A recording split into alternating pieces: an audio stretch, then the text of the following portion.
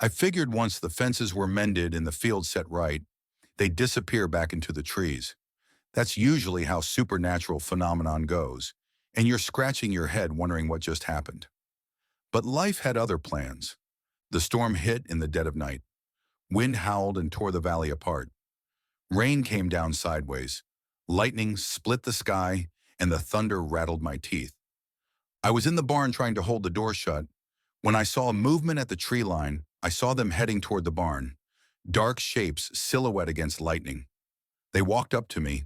I moved out of the way and motioned for them to come inside. They came in single file. The last one in was my Sasquatch, who I started calling Bill. He patted my shoulder with his huge hand, took hold of the door, and held it shut for the duration of the storm. It raged on. I heard trees snapping and debris flying into the barn. The storm was gone by morning. We came out of the barn. The damage was substantial. I saw Martha waving to us from the porch with a familiar Sasquatch standing next to her. She told me that Abby, Bill's mate, had knocked on the door and communicated with hand signals that we were in the barn.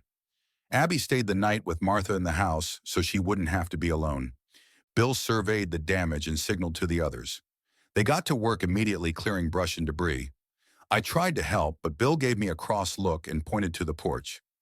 I nodded to him and headed to the house.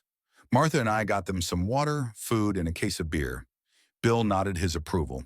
They had everything cleaned up by day's end. They even righted the tractor that blew over.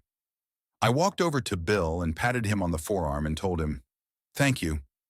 He responded with a deep guttural, "You're welcome." I was astounded. Bill smiled and nodded. He then made a signal to the others. They began heading back into the woods. Bill turned around and waved before following the rest of the clan. I knew then I had made a friend for life, a partner in the land. It's as much theirs as it is mine. Now I needed to figure out how to tell our kids, but that's a story for another time.